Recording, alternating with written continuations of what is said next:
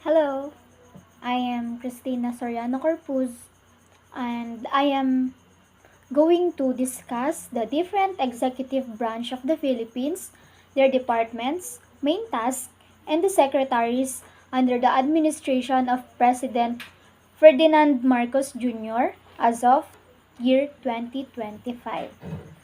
So, the executive branch of the Philippines, led by our president, comprises various departments, each with specific responsibilities.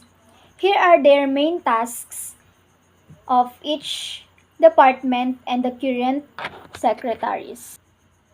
The first one are the Department of Agriculture or the DA. It focuses on agricultural development and ensuring the food security.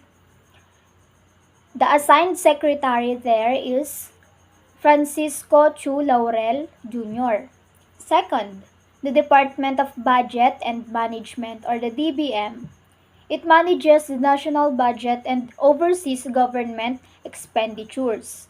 Secretary is Amena Pangandaman. Third, Department of Education or the DepEd oversees the education system from elementary to secondary levels. Secretary Sani Angara.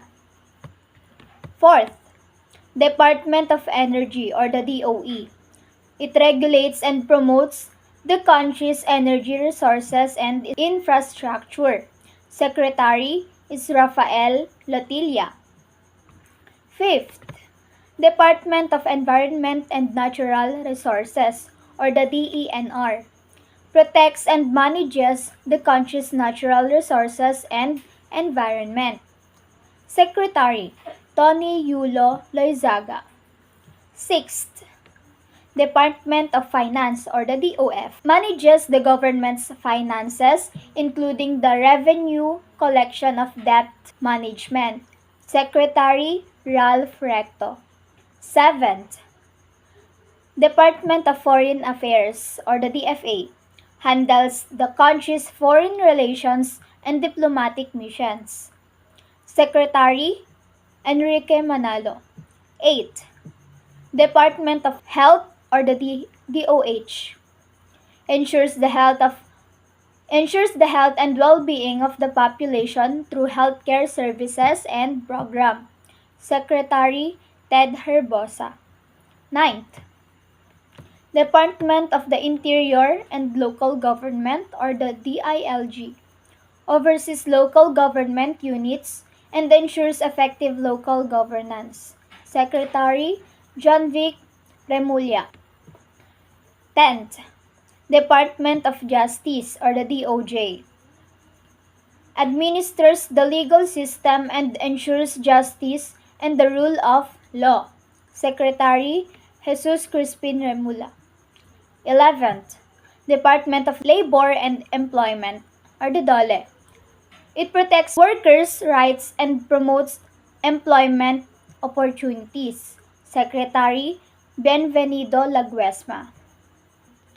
12th, Department of Migrant Workers or the DMW oversees the welfare of overseas Filipino workers or the OFWs. Secretary Hans Leo Kakdak. 13th, Department of National Defense or the DND. It manages the country's defense and military forces. Secretary Carlito Galvez Jr. 14th, the Department of Public Works and Highways or the DPWH. It contracts and maintains infrastructure projects. The Secretary is Manuel Bonoan. Department of Science and Technology or the DOST. It promotes scientific and technological advancements. Secretary Renato Solidum Jr.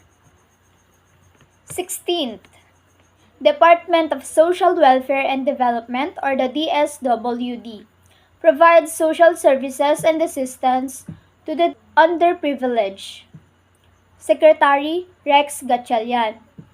17th, Department of Tourism, DOT.